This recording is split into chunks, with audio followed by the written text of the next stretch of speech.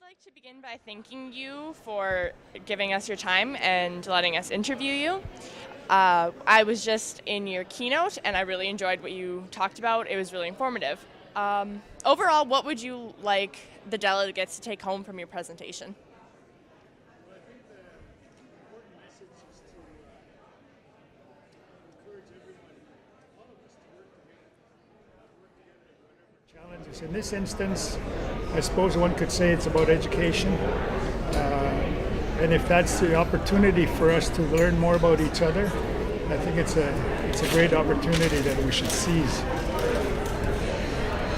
What do you consider your biggest accomplishment in working with the UN? Well, actually, recently I was asked to look back over the 40 years that I've been there, and I've come up with 10 key contributions, I would say, that we've made to the human family at the United Nations.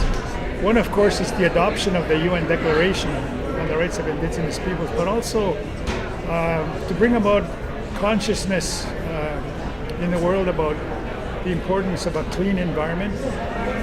Also, that spirituality is an important consideration in whatever we do.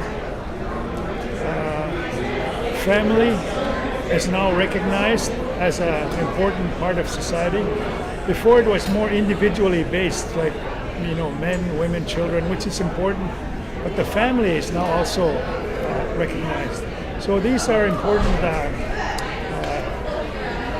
highlights, I think, mainly the UN Declaration. Speaking of the UN Declaration, what kind of feelings and mindset do you have when Canada, being your home country, first rejected including the Indigenous people's rights, but then later was in favor of it? Well, actually, I remember the very day that I was at the UN during the vote in New York, and I felt really hurt.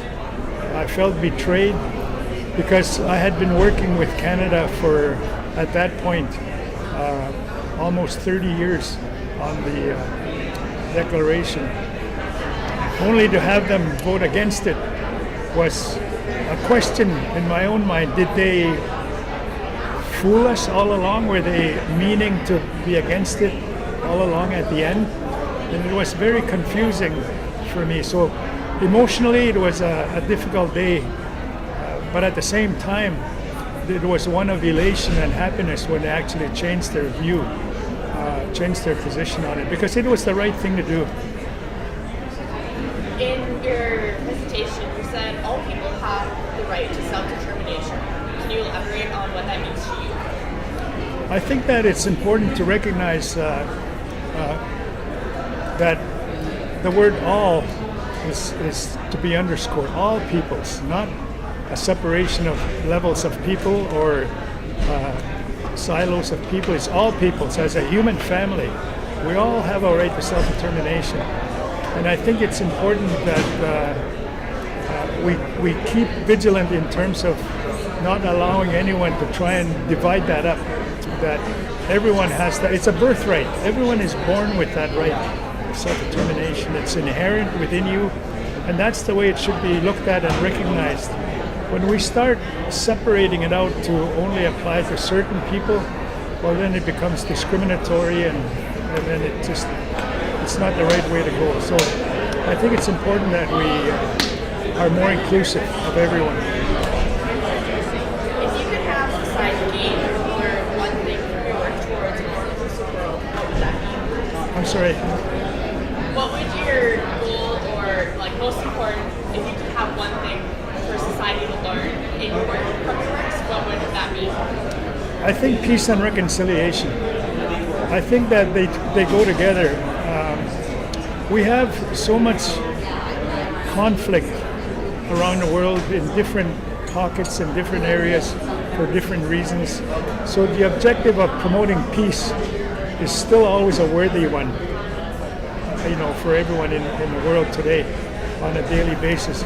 So when you look at reconciliation, as I said earlier, what that means is having good relations, having peaceful relations, having peaceful coexistence, And I think that would be the single most important goal for me to continue and also for others to look to.